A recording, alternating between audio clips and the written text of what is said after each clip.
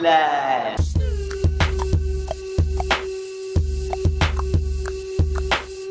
In this video, I'll be showing you how to set up your own motion sensor light.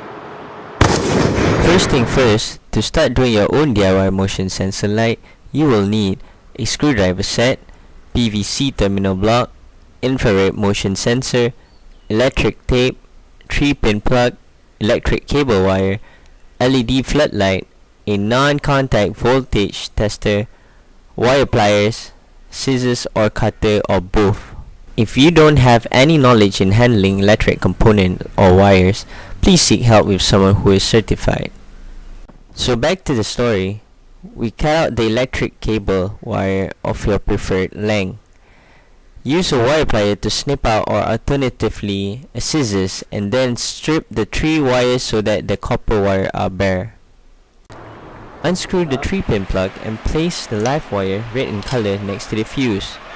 Earth wire, which is yellow and green, will be placed at the top, and a neutral wire, which is usually blue or black, will be screwed opposite of the fuse. Bear in mind, I'm referring wires that are from Malaysia, and that's how we usually color code them. Now, on to the fun part. Before you begin, it is extremely important to follow the instruction manuals given for your PIR sensor.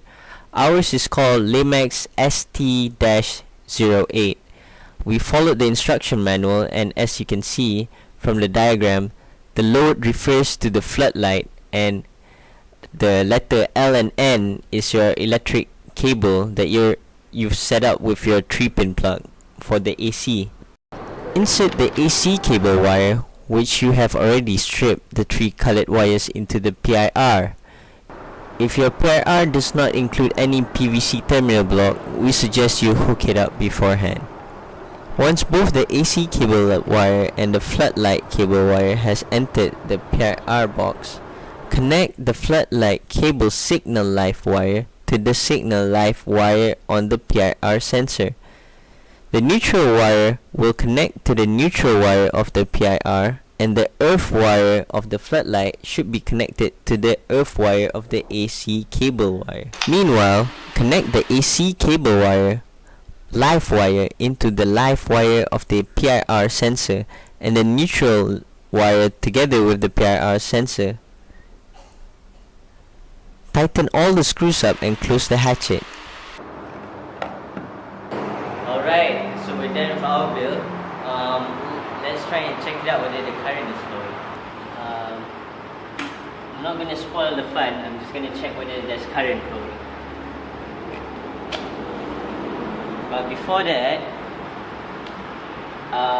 once I turn this on, I'm going to use a non-contact electric tester. It's called a non-contact electric tester.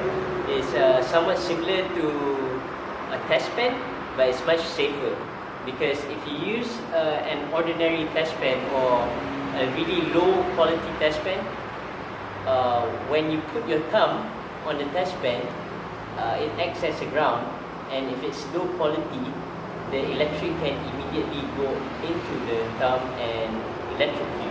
So a non-contact electric tester is much more safer, because you are just going to tap on the wire, insulated wire, and you will see whether if there is a sound or beep, that means there's electric flowing. So I'm going to test it out.